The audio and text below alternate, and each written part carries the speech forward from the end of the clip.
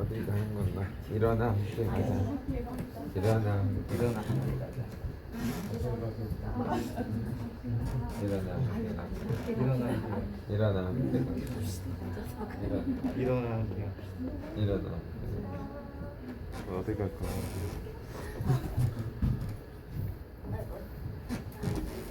우리 집으로. 오늘 하나님 말씀 마가복음 14장 32절에서 42절까지입니다. 마가복음 14장 32절에서 42절입니다. 한 절씩 교독하도록 하겠습니다.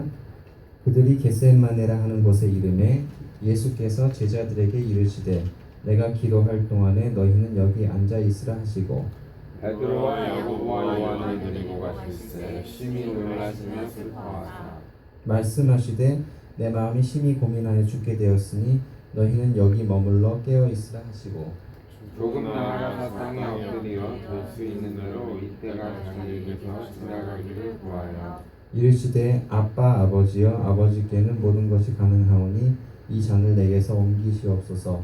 그러나 나의 원대로 마시옵고 아버지의 원대로 하옵소서 하시고 돌아오사 제자들이 자는 것을 보시고 베드로에게 말씀하시되 시몬아 자느냐 내가 한 시간도 깨어 있을 수 없더냐.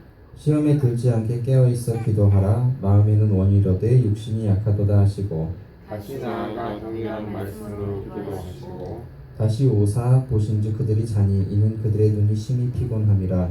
그들이 예수께 무엇으로 대답할 줄을 알지 못하더라. 세 번째로 오사 그들에게 이르시되 이제는 좋으시라 그만 되었다 때가 왔도다 보라 인자가 죄인의 손에 팔리느냐. 다 함께 읽겠습니다. 일어나라 함께 가자. 보라 나를 파는 자가 가까이 왔느니라. 좀 전에 인사를 하셨는데요. 일어나 함께 가자. 이게 설교 제목입니다. 대체 어디를 가자는 것일까? 오늘 예수님이 하신 말씀 마지막 구절에서 일어나라 함께 가자라고 예수님께서 말씀하셨기 때문에 오늘 본문 제목을 일어나 함께 가자로 이렇게 정했습니다. 이번 주는 사순절 5번째 주간입니다. 다음 주는 고난 주간이고요. 사순절 마지막 주일이고 그 후에 마지막 주일은 부활주일이 되게 됩니다. 사순절이라는 게 뭔지 아시죠? 모르시는 분들을 위해서 제가 정리를 해서 잠깐 알려드릴게요. 사순절이라는 것은 부활절까지, 부활절 이스터는 아시죠? 계란 먹는 날. 부활절까지 주일을 제외한 40일 동안의 기간을 말하고요.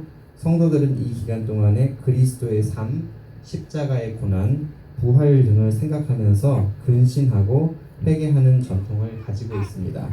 금년에는 제1 수요일, 애쉬 웬스데이라고 하는 2월 10일에 올해는 그 애쉬 웬스데이가 있었고요. 3월 26일까지가 사순절이 되고 3월 27일 날이 부활절이 되게 됩니다.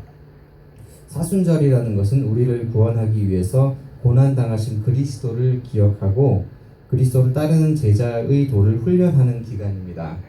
어떤 언론의 지적처럼 그동안 교회 공동체는 부활절이나 추수감사절, 성탄절처럼 화려한 기념 행사에는 열과 성을 바쳐왔지만 사순절과 같이 주님의 고난에 동참함으로써 묵상과 침묵을 통해서 깊은 영성으로 나아가는 데는 노력이 부족했던 것이 사실입니다. 그래서 교회가 겸손함보다는 화려함을 선호하고 침묵과 명상보다는 찬양과 행사에 열정을 쏟음으로 영적인 깊이가 많이 얇아지지 않았냐는 비판의 소리가 들리고 있습니다. 우리 동아교회는 세상의 가치관과 껍데기를 화려하게 포장하는 세속으로 달려가는 교회와 같이 하지 않고 진실로 주님 앞에서 마음을 진실하고 아름답게 드린 참된 주님의 신부로서 하나님을 기쁘시게 해드릴 수 있는 사순절 기간을 보내시기를 바랍니다. 오늘 본문에 나오는 겟세마네라는 말이 있는데요. 첫 번째 절에 있는데요. 이 겟세마네라는 뜻은 기름을 짜는 틀을 의미합니다. 겟세마네 동산에는 감람나무가 많이 있어서 이곳에는 감람류가 많이 생산이 됩니다. 지금도 이곳에 가면 오래된 감람나무들이 많이 있어서 예수님 당시를 연상하게 한다고 이야기합니다. 예수님은 십자가에 달리시기 전날 밤에 겟세마네 동산에서 밤새워 기도하시고 대제사장들과 장로들의 사주를 받고 파송된 무례한들과 함께 자신을 잡으려고 오는 배신자 가룟 유다를 향해서 밤새워서 예수님과 함께 기도하기보다는 잠만 자는 제자들을 깨워서 일어나 함께 가자라고 말씀하십니다. 그렇다면 제자들을 향해서 말씀하신 주님의 이 음성에는 어떤 의미가 있는지에 대해서 오늘 말씀을 중심으로 살펴보도록 하겠습니다. 첫 번째로는 깊은 잠에서 깨우는 음성입니다. 오늘 썸머타임이 시작이 돼서 일어나실 때 조금 힘드셨죠? 네, 내 몸은 아직 자고 있는데 시계를 보니 저도 4시에 일어나서 기도를 하고 준비해야 되는데 막 소리는 들리는데 일어나 보니까 정신을 차리고 막 6시예요. 꿈에서 막 차송가를 뭘 해야지 막 계속 생각을 하고 있고요. 그러다 보니 깊은 잠을 자고 있었는데요. 몸 피곤할 때 깊은 잠을 주무실 수가 있는데 우리가 이런 깊은 잠에서 깨우는 예수님의 음성인데 어떤 음성인가 한번 알아보겠습니다. 제자들은 예수님과 함께 죽는 곳이라고 할지라도 가겠다고 다짐했던 사람들이었습니다. 하지만 제자들은 정작 예수님이 십자가의 고통과 사랑하는 제자의 배신으로 괴로워할 때에 함께 기도하고 위로하기보다는 육신의 피곤을 못 이기고 잠에만 빠져 있었던 것입니다. 성경에서 잠을 말할 때 이것은 영적인 어두움의 잠을 의미합니다. 그래서 성경은 잠과 관계 있는 대목에서는 항상 깨어 있을 것에 대해서 말을 해왔습니다. 예수님의 제자들도 장담했던 것과는 달리 영적인 잠에 빠져 있었습니다. 예수님의 제자들도 그러므로 베드로는 예수를 위해서 죽으면 죽으려던 결심도 잊어버리고 몇 번이나 부인했죠? 다 굴기 전에 네가 나를 3번 부인할 것이다. 그러니까 예수님한테 베드로가 절대 안 그럴 겁니다. 이렇게 장담을 했는데 그러고 말았어요. 그런 결심을 잊어버리고 3번이나 베드로가 예수님을 부인하게 됐고요. 다른 제자들도 로마 군병이 두려워서 도망을 갔습니다. 예수님 옆에는 아무도 없었어요.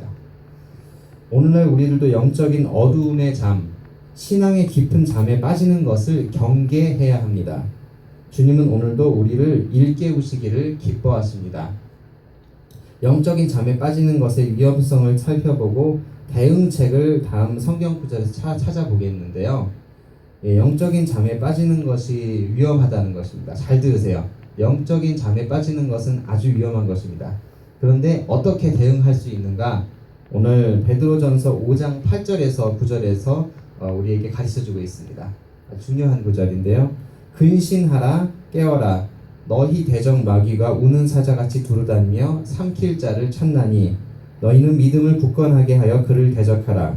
이는 세상에 있는 너희 형제들도 동일한 고난을 당하는 줄을 알미라. 아멘. 아멘. 아멘 하면 크게 아멘 하세요. 두 손 들고 크게 아멘. 아멘. 다시 한 명 안 했어요? 두 손 들고 크게 아멘. 아멘. 아멘. 네. 우리 대적 마귀를 이 짐승 중에서 가장 강한 동물이 무슨 동물이라고 하죠? 네, 고양인가요? 사자죠, 사자. 네. 가장 강한 사자에 비유해서 설명을 하고 있는데요. 우는 사자같이, 그 중에서도 우는 사자와 같이 마귀들이 돌아다니면서 삼킬 자를 찾고 있다라고 오늘 성경은 말을 하고 있습니다. 그것은 마귀에게 삼켜지면 사자가 사람을 이게 삼키면은 뼈까지 부숴버리는 강한 입을 가지고 있다고 다니엘서에 적혀 있죠. 그 다니엘을 이렇게 모함했던 사람들이 그 모함해 가고 다니엘을 사자고에 쳐넣는데 사자들이 보호를 하고 아무 깨물지도 않고 보호를 해줬죠. 3일 동안. 하루였나요? 그래갖고 그 다리오 왕이 놀래서 이제 다니엘을 산 거를 보고 꺼내고 그 다음에 그를 모함했던 사람들을 거기다 집어넣었는데 사자가 그 사람들이 땅에 닿기 전에 그 사람들이 뼈까지도 부셔버렸다고 성경에서 기록을 하고 있습니다. 그만큼 사자의 이렇게 깨무는 힘은 상당히 강한 것인데요.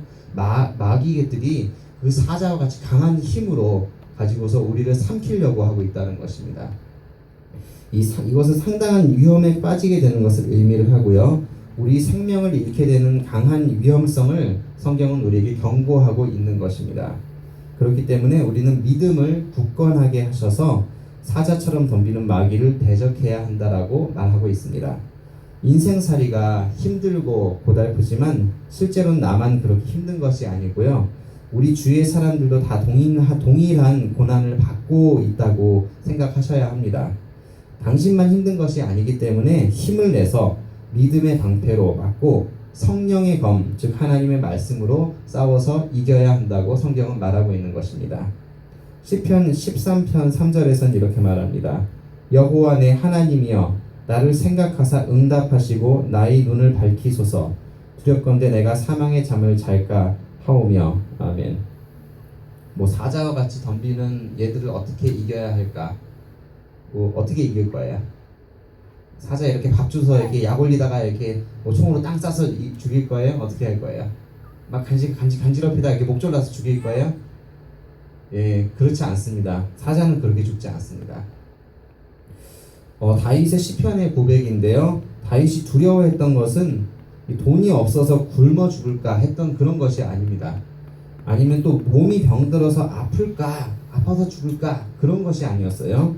그리고 인간과의 관계 따위 그런 것에 대해서 두려워하지 않았습니다. 다윗은 정말 두려워했던 것은 생명과 참 복의 근원이신 하나님과의 관계에서 자신의 영혼이 잠들어서 하나님과의 관계가 멀어지고 문제가 생길 수 있는 부분에 대해서 그런 여지에 대해서 가장 크게 두려움으로 하나님께 은혜를 구하는 기도를 했던 것입니다.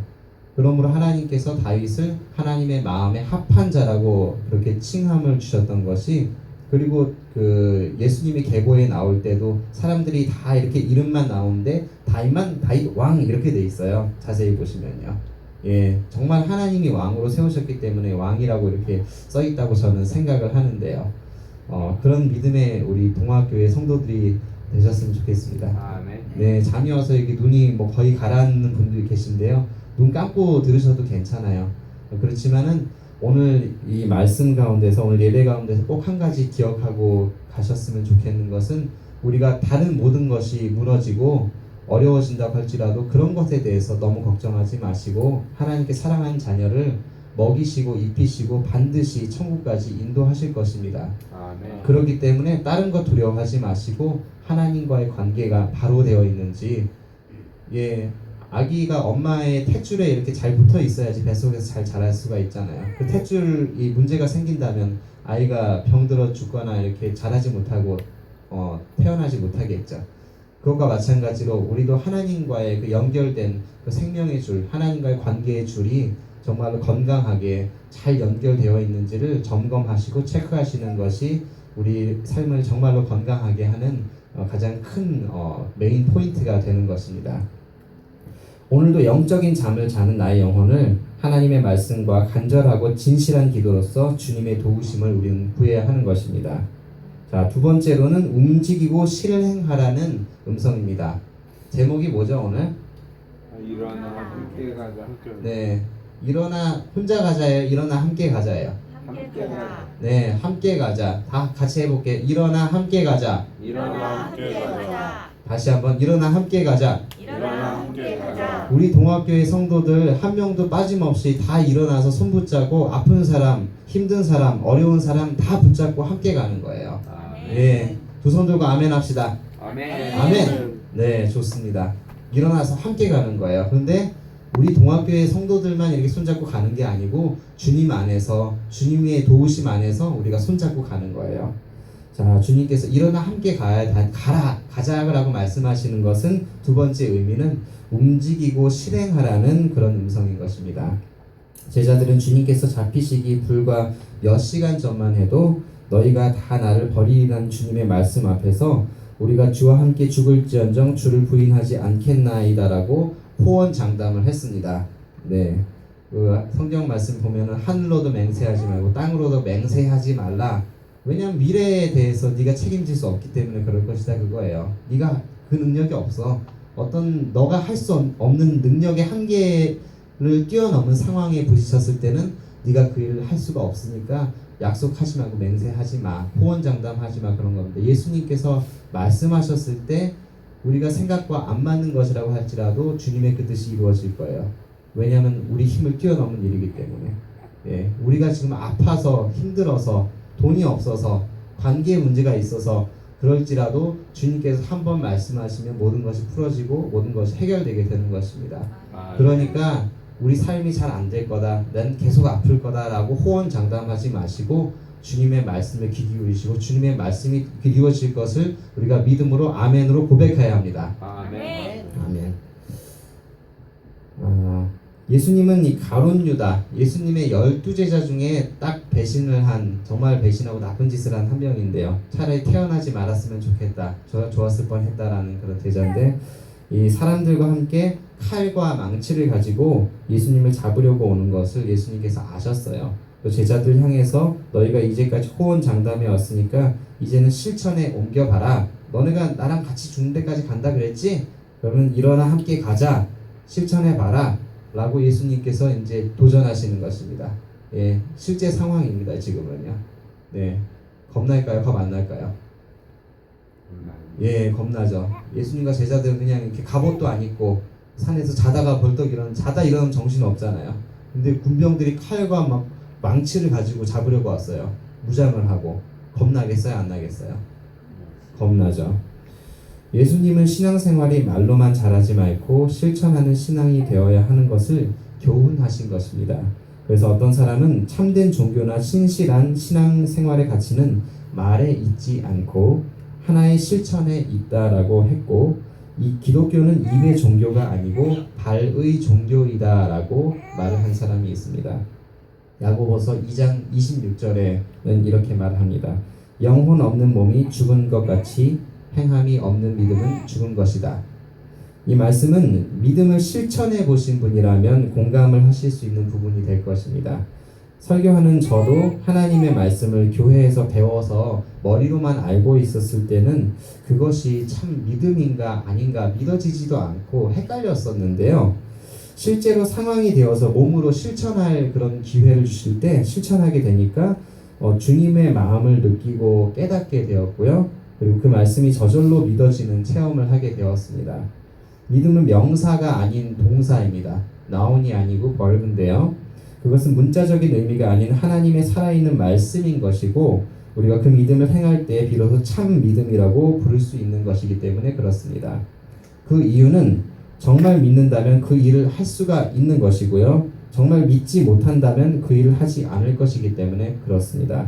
그것은 마치 훌륭한 명의라고 명탐정, 명의라고 해서 많은 사람들이 이렇게 주변에서 이 의사가 너무 훌륭하고 정말로 수술을 잘하고 좋은 의사예요 이렇게 증언하는 경우에는 믿고 나의 질병을 그 의사의 손에 맡기고 수술도 받고 이렇게 치료를 맡길 수가 있는 것입니다.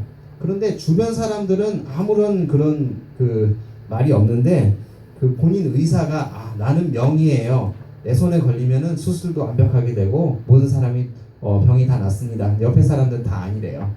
그렇게 되면은 그리고 또 그 의사가 또 내가 느끼는 문제의 증상을 또 자꾸 다르게 진단을 하고 신뢰를 주지 못하는 모습을 보일 때 우리는 그 의사에게 나의 병든 몸을 고쳐달라고 맡길 수가 없는 것입니다. 예. 자, 예수님이 이제 말씀하신 일어나 함께 가자라는 것은 이제 세 번째 마지막으로는 수용의 의미를 담았다고 볼 수가 있습니다.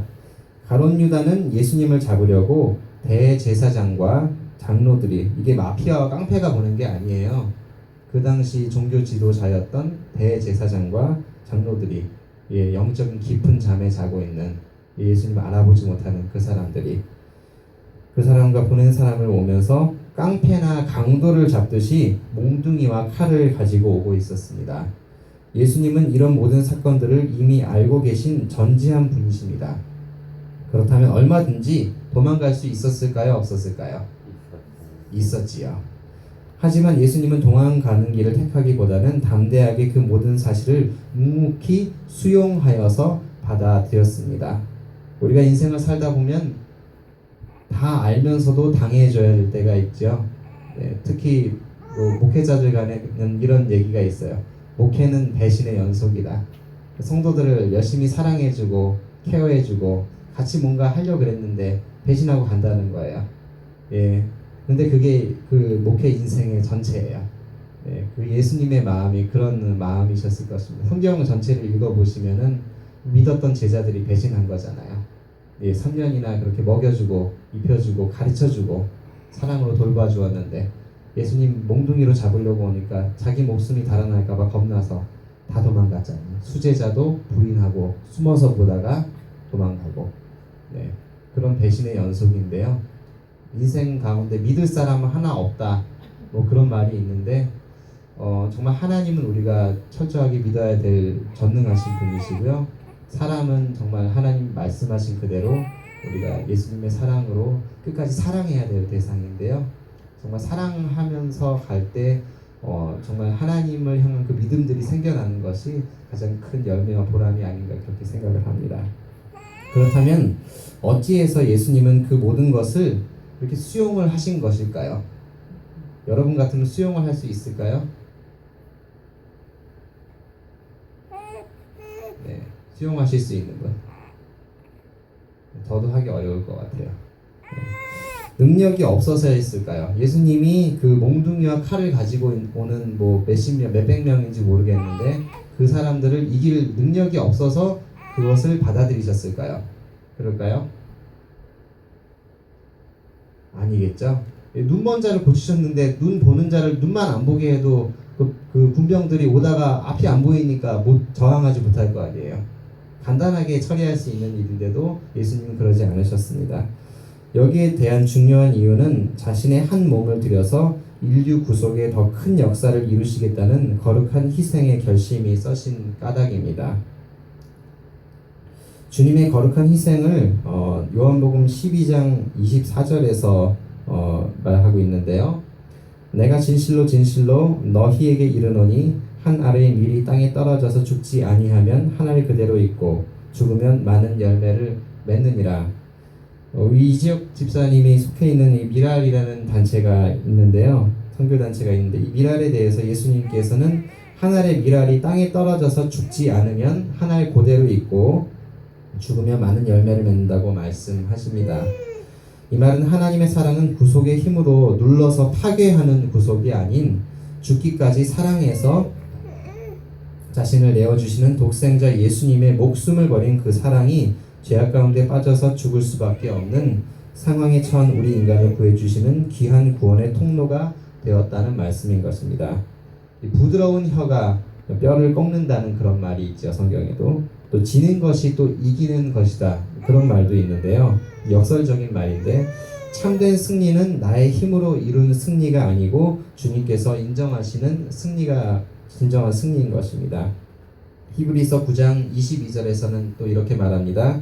율법을 따라 거의 모든 물건이 피로 정결하게 되나니 피 흘림이 없은즉 사함이 없느니라. 이 말씀은 레위기 17장 11절에 나온 말씀과 같은 말씀인데요.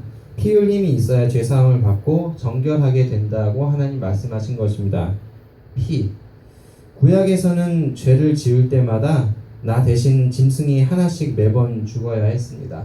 2014년에 나온 그 영화 중에 드라큘라라는 영화가 있는데 예수님 비슷하게 해갖고 어떤 전쟁을 잘하는 사람이 있었는데 그 사람이 이제 전쟁을 하다 실증이 나서 나라를 세우고 왕이 돼버렸어요.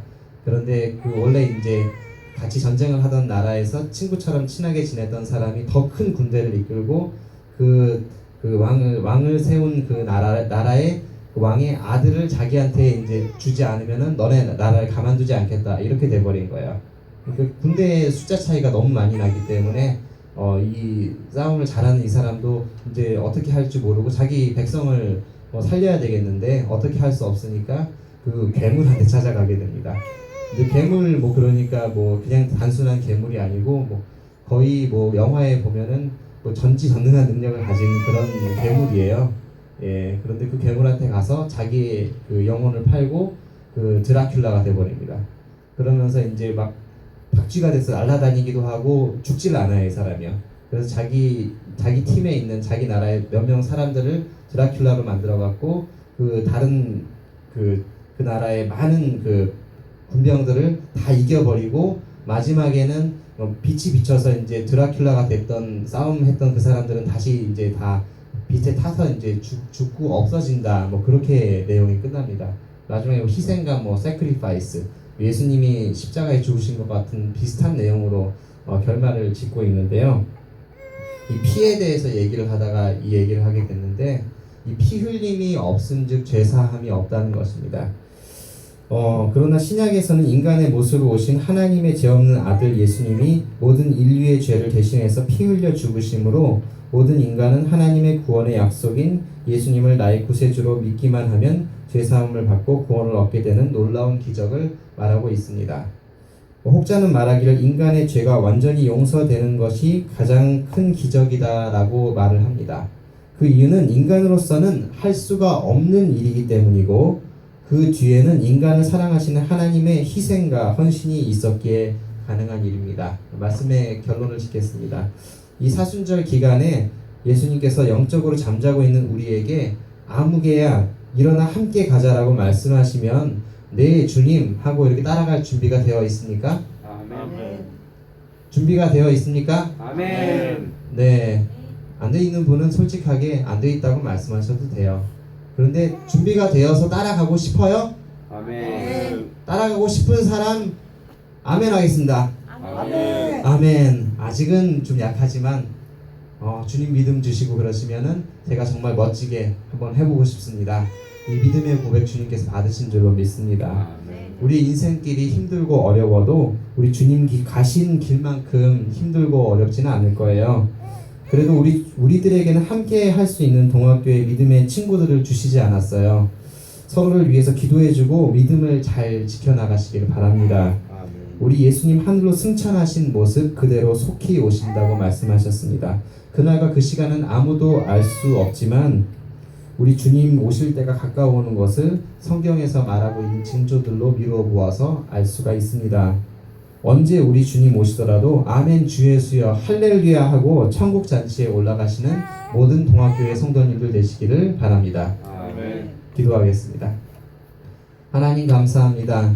오늘 사순절 5번째 주간입니다.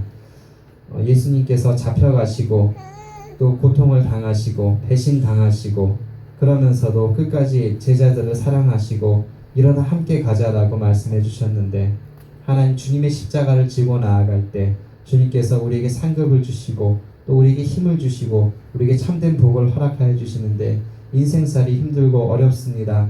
하지만 저희들 믿음의 친구들을 주셨사오니 서로 기도하고 세워주고 도와주면서 천국 도착하는 그날까지 우리 믿음 잘 지켜나가고 또 복음도 잘 전할 수 있도록 동학교의 성도들을 붙잡아 주시옵소서. 병들고 힘든 몸 가지고 나온 사람이 있습니다. 돈의 문제가 있는 사람이 있습니다. 관계의 문제가 있는 사람이 있습니다. 하나님 그 외에 문제를 가지고 나온 사람이 있습니다. 하나님 하지만 우리가 그런 것들을 두려워하는 것이 아니라 그런 따위의 것들을 두려워하는 것이 아니라 우리 하나님과의 관계가 먼저 바로 되어 있는지 먼저 살펴보고 그것을 두려워하며 주님께 간구하기 원합니다. 저희 믿음을 붙잡아 주시옵고 하나님과의 관계가 회복되는 그 순간에 모든 것 회복하여 주실 것을 감사하며 예수님의 이름으로 기도하였습니다. 아멘. 오늘 귀한 예물 드리실 텐데요. 나의 사양 나의 어여쁜 자 찬양하시면서 귀한 준비하신 예물 하나님께 올려드리겠습니다.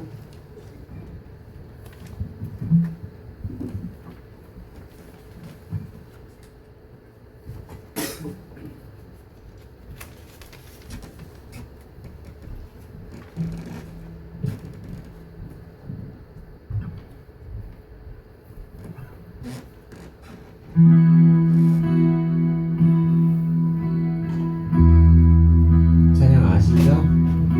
들어보신 적이 있으시죠? 아가서에 나오는 그런 내용인데요.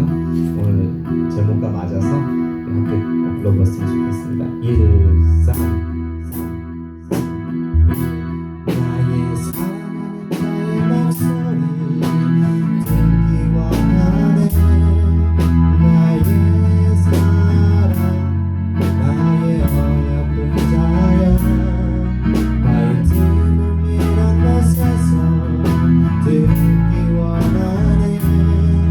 부드러운 주님의 음성 나의 사랑하는 자의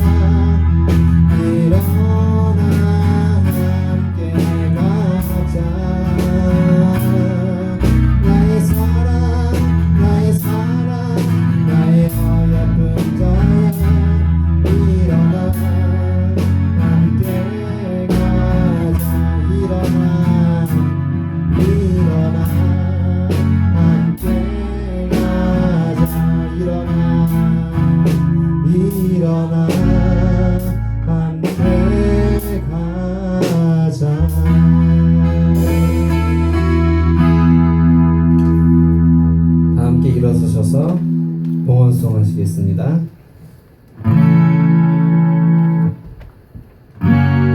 모든 것이 주께로부터 왔으니 이 예물을 주께 드리나이다.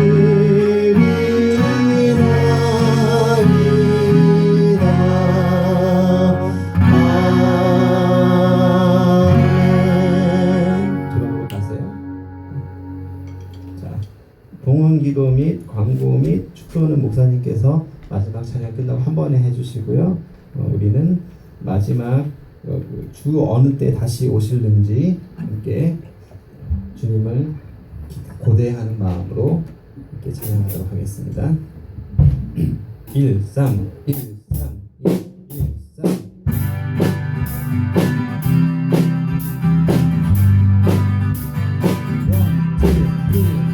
주 어느 때 다시 오실는지 아는 때가 없으니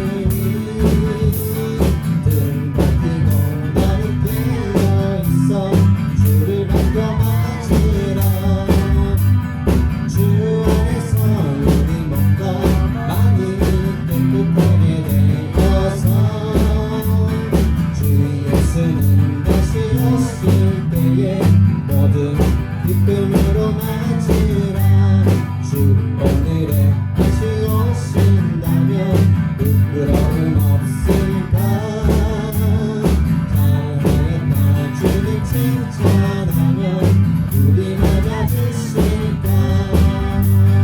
주 안에서 우리 몸과 마음이 깨끗하게 되어서 주 예수님 다시 오실 때에 모든 기쁨으로 맞으라.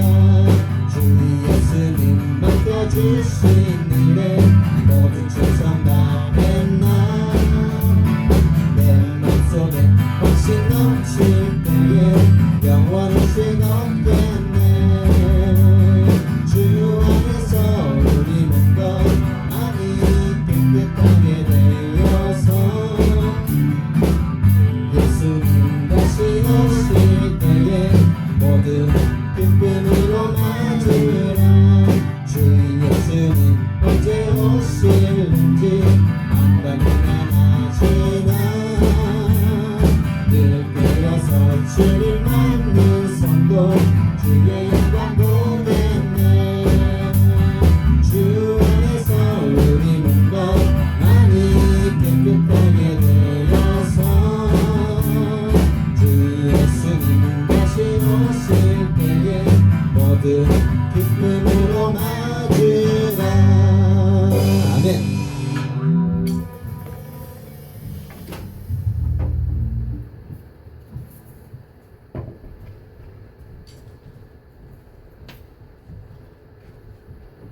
다 함께 기도하시겠습니다.